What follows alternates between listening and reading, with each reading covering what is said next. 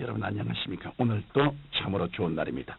저는 오늘 말씀으로 오는 응답이란 제목으로 여러분과 함께 은혜를 나누고자 합니다.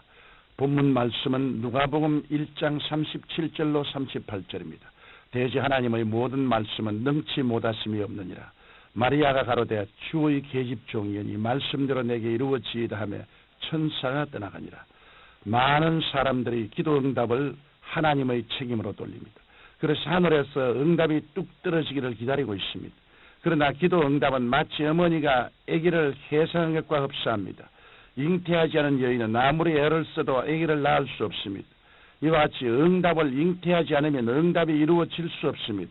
그러므로 저는 하나님의 섭리를 통하여 말씀으로 응답받는 몇 가지 단계를 말씀드리고자 합니다. 첫째로 하나님의 응답은 말씀이 성령으로 우리 안에 잉태된 것으로 시작됩니다. 성경에 기록된 모든 약속의 말씀은 우리 속에 잉태될 수 있는 씨앗입니다. 성경 베드로전서 1장 23절에 너희가 거듭난 것이 썩어질 씨로 된 것이 아니요 썩지 아니할 씨로 된 것이니 하나님의 살아있고 항상 있는 말씀으로 되었느니라고 말씀합니다. 이와 같이 성경 말씀은 씨앗이므로 심어지지 않으면 생명이 생겨나지 않습니다. 하나님의 성령께서 씨앗인 하나님의 말씀을 우리의 심령에 심어서 잉태되어야 기도 응답이 이루어지는 것입니다.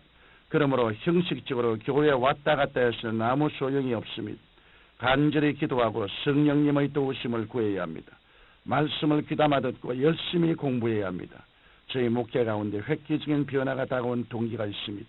신학교를 졸업하고 대저동에 천막을 치고 교회를 개척했을 당시 그 주위 사람들은 당장 끼니도 해결하지 못하는 비참한 실정이었습니다.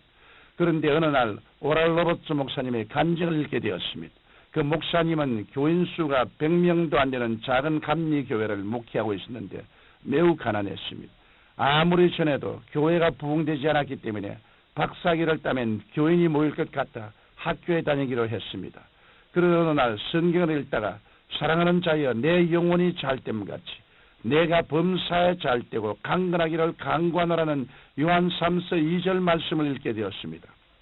그러자 그 말씀이 목사님의 가슴 속에 성령으로 불타올랐고 하나님은 좋으신 하나님이심을 가슴 깊게 느끼게 되었으며 그 이후 목회의 방향이 달라지게 되었습니다. 이렇게 말씀이 성령으로 잉태되자 집중적으로 좋으신 하나님을 믿고 증거하게 되었으며 그 말씀이 살아 역사함으로 오늘날 미국의 저명한 목사님 중 한 분이 되었습니다. 저도 처음 그 간증을 읽었을 때 나와는 아무 상관이 없는 것 같았습니다. 그런데 저에게 강하게 부딪히오자 가슴이 뜨거워지더니 새로운 믿음이 생기고 영안이 환히 열리는 것 같았습니다. 그러나 저는 오랄 로버츠 목사님을 흉내내는 것 같아서 마음에 잉태된 믿음을 덮어버리려고 했습니다. 그러나 성령께서 내 마음속에 심어주신 말씀은 막강한 힘으로 자라기 시작했습니다. 결국 그 말씀은 예수 그리스도의 대속에 근거한 영혼과 육신과 범사의 전인 구원의 복음으로 뿌리를 내리고 역사하기 시작했습니다. 이로 말미암아 대저중에서 시작한 천막교회는 서대문 교회를 거쳐 오늘날 단임교회로서는 세계 최대 교회인 여의도 순복음교회로 성장하게 된 것입니다. 하나님의 응답은 주로 말씀으로 오는 것입니다. 그러므로 우리는 항상 기도하고 성령께 의지하여 말씀을 읽고 그 말씀에 귀를 기울여야 합니다. 말씀이 여러분의 마음속에 성령으로 잉태되면 말씀을 굳세게 부여잡으십시오. 말씀을 통하여 하나님의 능력이 나타날 것입니다. 둘째로 기도가 응답되려면 성령께서 잉태하게 하신 말씀이나 생각을 믿음으로 받아들이고 그것이 이루어진 꿈을 꾸어야 합니다. 여러분 마리아를 보십시오. 천사가 내가 수태하여 아들을 낳으리라고 했을 때 마리아는 모든 인간의 이성과 경험과 상상을 초월하는 말씀에서도 불구하고 주의 계집종이오니 말씀대로 이루어지이다라고 받아들였습니다. 우리 성령께서 말씀을 주실 때 눈에는 아무 증거 안 보이고 귀에는 아무 소리 안 들리며 손에는 잡히는 것 없고 인간의 경험이나 상상으로 불가능한 일일지라도 내 것으로 받아들이고 입으로 시인할 때 하나님의 위대한 역사가 일어나는 것입니다. 로마나 독일, 영국 등은 예수 그리스도의 복음이 전파되었을 때 믿음으로 받아들임으로 세계적인 국가가 될 수 있었습니다.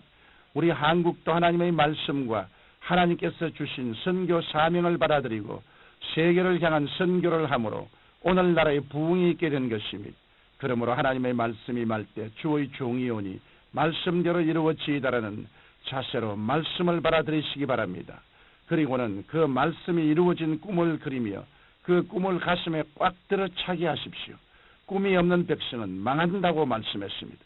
성령께서는 여러분에게 말씀이나 생각을 심으시고 그것을 꿈과 환상을 통해서 자라게 하십니다. 그러므로 성령의 힘을 입어 담대한 꿈을 꾸십시오. 하나님께서 허락하신 말씀이나 아이디어가 이루어진 모습을 꿈으로 그리고 계속 바라보면 여러분이 바라보는 그것으로 끌려가든지 그 대상이 여러분에게 끌려오게 되는 것입니다. 하나님께서는 언제나 위대한 일을 이루실 때 말씀과 아이디어만 주시지 않고 그것을 마음속에 꿈으로 꾸게 하십니다. 아브라함은 밤하늘의 별들을 헤아리며 많은 자손을 거느리는 꿈을 꾸었습니다. 야곱은 나무가지에 얼룩덜룩 무늬를 내어 바라보고 짐승들이 얼룩덜룩한 새끼를 낳는 꿈을 꾸었습니다. 꿈은 믿음을 담는 그릇입니다. 이러므로 하나님께 기도하여 잉태된 말씀과 아이디어를 믿음으로 받아들였으면 그것이 이루어진 모습을 가슴 가득히 꿈으로 채우시기 바랍니다. 가슴에 가득한 꿈은 때가 되면 이루어지는 것입니다. 셋째로 기도 응답을 위하시는 모든 것이 합력하여 선이 이루어진 것만을 생각하고 말하면서 우리가 할 수 있는 일을 해야만 하는 것입니다. 우리가 꿈을 가졌으면 우리가 할 일은 우리가 해야 합니다. 하나님께서는 인간이 해야 될 일을 대신해 주시지 않습니다. 하나님께서는 우리가 가만히 있으면 인도하실 수 없습니다. 그러므로 영롱한 꿈을 가슴 가득하게 담았으면 목표를 설정하고 계획을 세운 뒤 열심을 다하여 일을 시작하십시오. 그러나 일을 할 때 잊지 말아야 할 것은 끊임없이 성공만을 생각하고 입으로 시인을 해야 한다는 것입니다. 잠시라도 실패를 생각하고 그것을 말해서는 아니 됩니다. 우리가 세상을 살면서 때로는 실패할 때도 있을 것입니다. 그러나 실패는 성공을 위한 수업료를 낸 것에 불과합니다. 어느 날 제게 심한 좌절감에 빠진 학생이 편지를 보내왔습니다. 그는 대학 입시에 2번이나 떨어졌으므로 삶의 의욕을 다 잃었다고 했습니다. 저는 그 학생에게 인생의 깊은 골짜기를 지나는 연단을 통과하고 나면 다른 사람보다 더 크게 성공할 수 있을 것이라고 말하면서 다만 그 학생은 크게 성공하려고 다른 사람보다 수업료를 더 많이 낸 것에 지나지 않음을 깨우쳐 주고 위로했습니다.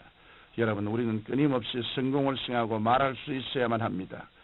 천지를 말씀으로 지으신 하나님께서는 우리의 온갖 구하는 것이나 생각하는 것에 더 넘치도록 능히 하실 수 있습니다. 그러므로 우리는 말씀에 의지하여 하나님처럼 생각하고 말할 때 우리 가운데 하나님의 기적이 나타나는 것입니다. 사랑하는 성도 여러분, 대저 하나님의 모든 말씀은 능치 못하심이 없습니다. 여러분 모두가 이와 같은 말씀으로 오는 위대한 기도 응답을 통하여 영원히 잘됨같이 범사에 잘되고 강건한 삶을 되시길 예수님 이름으로 축원합니다.